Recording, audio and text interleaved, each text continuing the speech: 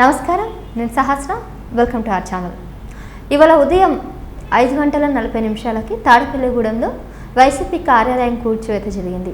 దీనికి సంబంధించి వైసీపీ న్యాయవాది ఆల్రెడీ హైకోర్టులో పిటిషన్ వేశారు. దీని మీద స్టే విధించినా కానీ వాళ్ళు కావాలని కూల్చివేస్తున్నారు అన్నట్టు ఆరోపణలు చేస్తున్నారు.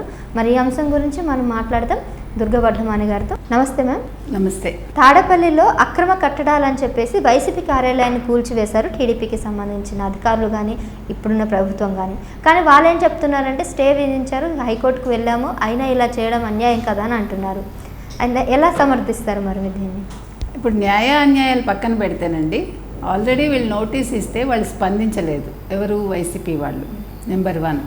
నెంబర్ 2, ఆయన ఎక్కడ కట్టారు, ఎవరిదా స్థలం కదా. ఇప్పుడు అక్కడ రాజధాని ప్రాంతం కాబట్టి అక్కడ కట్టడాలు కట్టే ముందు అనుమతులు తీసుకోవాలి. వాళ్ళు తీసుకోలేదు. తీసుకోకుండా వాళ్ళు అక్రమంగా కట్టేసి వాళ్ళు 99 సంవత్సరాలకి సంవత్సరానికి 1000 రూపాయలు చొప్పున లీజుకు తీసుకున్నారు. అది దాన్ని ఏమంటారు, మత్స్యకారులకు సంబంధించింది అని చెప్తారు స్థలం. అది తాడేపల్లి దగ్గర ఉండవల్లి అని అక్కడ ఆ ప్రాంతంలో ఉంది అని. మరి దీన్ని ఏ విధంగా చూడాలి? ఇప్పుడు పార్టీ కార్యాలయం, అది పార్టీ కార్యాలయం అన్నప్పుడు పార్టీకి ఫండ్స్ ఉంటాయి కదండి. ఉన్నప్పుడు మీరు ఒక పార్టీ కార్యాలయం కట్టుకునేటప్పుడు మీకు ఎందుకు ప్రభుత్వ స్థలం ఎందుకు? ఇప్పుడు మీరు ఏదైనా కూడా చట్టబద్ధంగా న్యాయబద్ధంగా చేసినప్పుడు మీరేం మాట్లాడక్కర్లా. ఇప్పుడు కాంగ్రెస్ పార్టీ భవనాలు ఉంటాయి ఫర్ ఎగ్జాంపుల్, వాళ్ళకి ఇన్ని సంవత్సరాలుగా ఉన్నాయి కదా, 150 సంవత్సరాలు పైబడిన పార్టీ. అది ఎప్పుడైనా ఇలాంటి వాదనలు వచ్చాయా? ఇలాంటి సమస్యలు వాళ్ళకి తలెత్తలేదు. తెలుగుదేశం 40 సంవత్సరాలు అయింది, ఇన్ని చోట్ల వాళ్ళకి కార్యాలయాలు ఉన్నాయి, వాళ్ళకి ఎక్కడా గొడవలు రాలేదు. టీఆర్ఎస్ పార్టీకి రాలేదు. నేను అనేది ఏంటంటే బీజేపీ కావచ్చు, ఏదైనా కూడా వాళ్ళ కట్టడాలు వాళ్ళ సొంత డబ్బులతో కట్టుకుంటారు, అంటే పార్టీ నిధులతో కట్టుకుంటారు.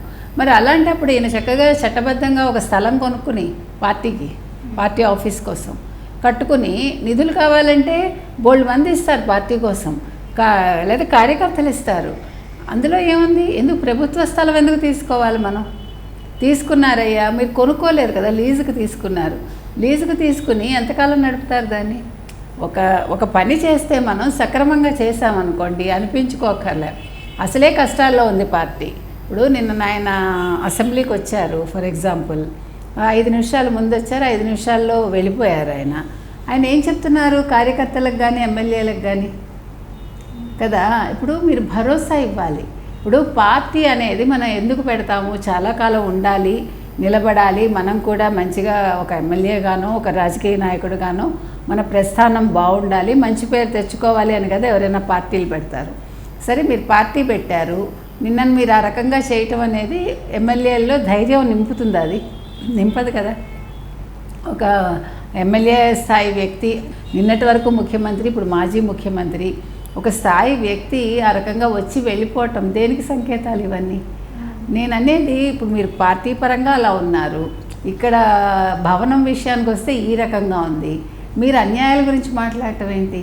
మీరు ప్రజావేదిక కూల్చినప్పుడు అది ప్రభుత్వ ఆస్తి. అది 9 కోట్లు పెట్టి కడితే దాన్ని కూల్చేశారు. మీరు ఎవరిని అడిగి కూల్చారు? ఇక్కడ వీళ్ళు నోటీసులు ఇచ్చారు, మీకు నోటీసులు ఇచ్చాక కూల్చారు. కూల్చేటప్పుడు పోలీసులు ఉన్నారు, ప్రభుత్వ అధికారులు ఉన్నారు. ఒక్క వైసీపీ వాళ్ళు వచ్చి ఒక్కళ్ళు కూడా అడ్డు చెప్పలేదట. మరి ఎందుకు వెళ్ళలేదు? మీరు నోటీసులు ఇస్తే ఎందుకు అందుకోరు మీరు? నేనంట ఎవరమైనా తప్పైనా ఒప్పైనా ఒక నోటీస్ వచ్చినప్పుడు అందుకుని దానికి మనం ఒక సమాధానం ఇవ్వాలి. అవును, అక్కడ నుంచి రెస్పాన్స్ వస్తే ఇలాంటి పనులు జరగవు. ఇప్పుడు మన ఎదురు వాళ్ళని నిందించే ముందు మనం ఏం చేశాము? అది ఏ పార్టీ అయినా, తెలుగుదేశమా, జనసేన, వైసీపీనా, బీజేపీనా కాదు, పార్టీ కాదు అక్కడ. ఇది మీరు ఆలోచించుకోవాలి. ఇప్పుడు మీరు మనుగడ కొనసాగించాలంటే ఇలాంటి పనులు చేయకూడదు. సరే, ఇక్కడ ఇలా చేశారయ్యా, మరి వైజాగ్లో కూడా అలాగే చేశారు కదా వాళ్ళు. అక్కడ జీవీఎంసీ దగ్గర నుంచి పర్మిషన్ తీసుకోకుండా 2 ఎకరాల్లో పార్టీ కార్యాలయం, ఇప్పుడు అక్కడ కూడా నోటీసులు ఇచ్చారు. నోటీసులకు మీరు స్పందించకపోతే అక్కడ కూడా ఇదే పని జరుగుతుంది. అంటే ఇప్పుడు ఏ రకంగా అధికారంలో ఉండే తెలుగుదేశం కూటమిని మీరు బదనాం చేయాలి అని అనుకుని ఆలోచిస్తున్నారేమో కానీ ఇది సరైన పద్ధతి కాదండి. ఇప్పుడు తెలుగుదేశం చేసింది తప్ప ఒప్ప అనేది మీకు తెలుసు, మీరు తప్పు చేశారో ఒప్పు చేశారో వైసీపీకి తెలుసున్నప్పుడు మీరు నోటీసులకు స్పందించి మీరు న్యాయపరంగా మీరు వెళ్ళండి ముందుకి.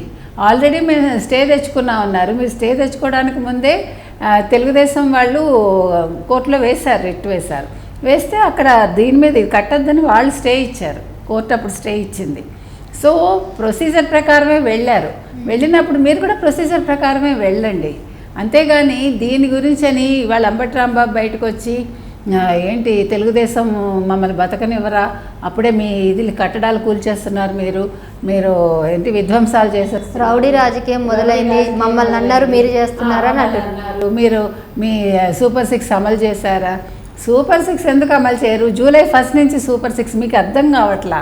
జూన్ నెలలో చంద్రబాబు నాయుడు గారు అమలు చేయరు. జూన్ నెల 4వ తారీఖు ముందు మీరు ఏ హామీలు ఇచ్చారో అది వైసీపీ వాళ్ళు చేస్తారు. సో జూలై 1 నుంచి మీరు అడగండి, నెంబర్ 1. నెంబర్ 2, ఆయన చెప్పిన ఫైల్స్ అన్నింటి మీద ఆయన సంతకం చేశారు.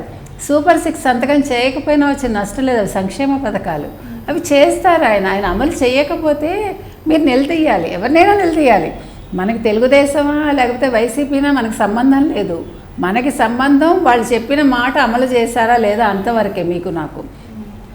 కాబట్టి ఇవాళ అంబటి రాంబాబు గారు అంటే విషయం డైవర్ట్ చేయడానికి ఆయన ఏదో మాట్లాడుతున్నారు. వాళ్ళు అసలు ఏమనాలి, ప్రజాస్వామ్యం గురించి వాళ్ళు అసలు అలా నీతులు చెప్తుంటే చాలా ఆశ్చర్యంగా ఉంది మనకి. ఎందుకంటే అది వాళ్ళు ఆలోచించుకోవాలి మాట్లాడే ముందు. గతంలో కూడా టీడీపీ కార్యాలయాన్ని కూడా ఇదే విధంగా కూల్చివేశారు. మరి అప్పుడు వర్తించని రూల్స్ మరి ఇప్పుడు ఎందుకు వర్తిస్తాయి అనేది కూడా మనం మాట్లాడుకోవాలి. సో మరి అప్పుడు మీరంతా కూల్చివేసేటప్పుడు ఆలోచించాలి కదా. మరి ఇప్పుడు మీ భవనాలు కూల్చివేస్తున్నారు, పర్మిషన్ లేకుండా కూల్చివేస్తున్నారు అని చెప్పేసి దాని మీద మీరు బాధపడుతున్నారే, మరి ఇతరులది భవనాలు కూల్చినప్పుడు కూడా మీరు ఆలోచించాల్సింది కదా ఆ టైంలో. సో ఈ విధంగా కర్మ సిద్ధాంతం అనేది మనం చేసింది ఖచ్చితంగా మనకి తిరిగి జరుగుతుంది అనేది కూడా ఆలోచించుకోవాలి. Thank you. నమస్తే.